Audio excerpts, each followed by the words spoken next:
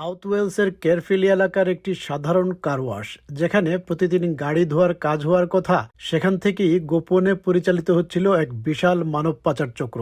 বাইরে থেকে একেবারেই অচেনা এবং নির্ঝঞ্ঝাট এই জায়গাটি ছিল আসলে এমন একটি নেটওয়ার্কের কেন্দ্র যা মধ্যপ্রাচ্য থেকে শত শত মানুষকে অবৈধভাবে ইউরোপে নিয়ে আসত।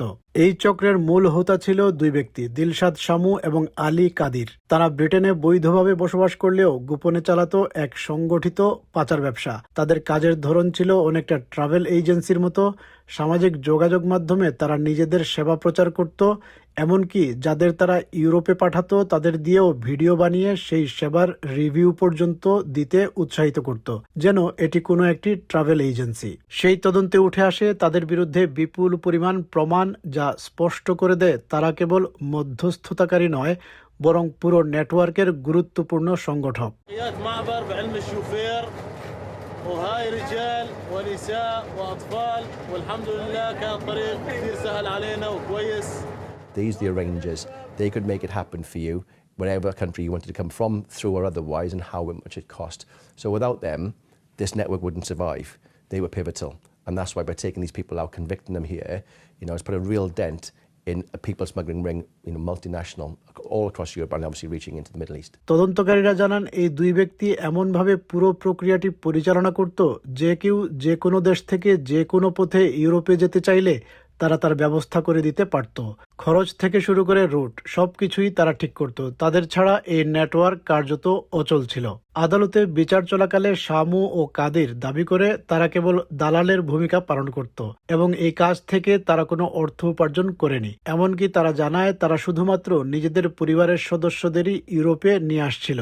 তবে তদন্তকারীরা এই দাবি পুরোপুরি নাকচ করে দেন। প্রমাণে দেখা যায় তারা শত শত মানুষকে মধ্যপ্রাচ্য থেকে ইউরোপীয় ইউনিয়নে পাচার করেছে এবং এই ব্যবসা থেকে বিপুল অর্থ, সম্ভবত লাখ লাখ পাউন্ড আয় করেছে। এই পুরো লেনদেন পরিচালিত হতো হাওয়ালা নামে একটি অনানুষ্ঠানিক ব্যাংকিং ব্যবস্থার মাধ্যমে, যেখানে আর্থিক লেনদেনের গতিবিধি খুঁজে পাওয়া যায় না।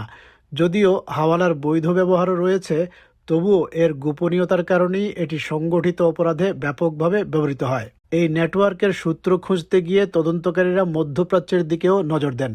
ইরাকের কুর্দিস্তান অঞ্চলের এরবিল শহরে একজন আন্ডারকভার সাংবাদিক পাঠানো হয়। সেখানে সামাজিক যোগাযোগ মাধ্যমে সহজেই পাচারকারীদের খুঁজে পাওয়া যায়।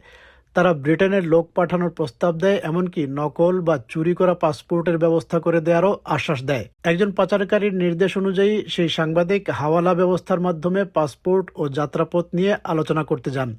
যদিও সাংবাদিক শেষ পর্যন্ত কোনো চুক্তি সম্পন্ন করেননি, তবে সাংবাদিকের এই অভিজ্ঞতা স্পষ্ট করে দেয় কিভাবে এই চক্রটি কাজ করে এবং কেন তারা এমন পদ্ধতি বেছে নেয় যা প্রায় অদৃশ্য এবং সন্ধানযোগ্য নয়।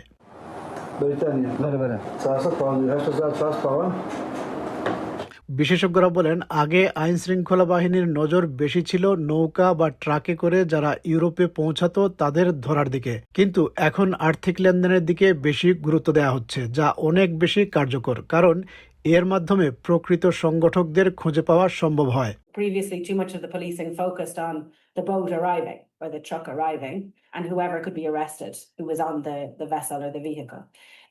This focus more on the financial aspects is very positive because ideally it leads us to the organizers and those who are really profiting from these desperate situations.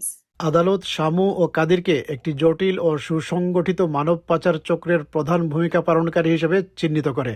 তাদের আলাদাভাবে 19 বছর করে কারাদণ্ড দেওয়া হয়। প্রতি বছর এখনও হাজার হাজার মানুষ অবৈধভাবে ব্রিটেন ও ইউরোপে প্রবেশ করছে এ ধরনের চক্রের মাধ্যমেই।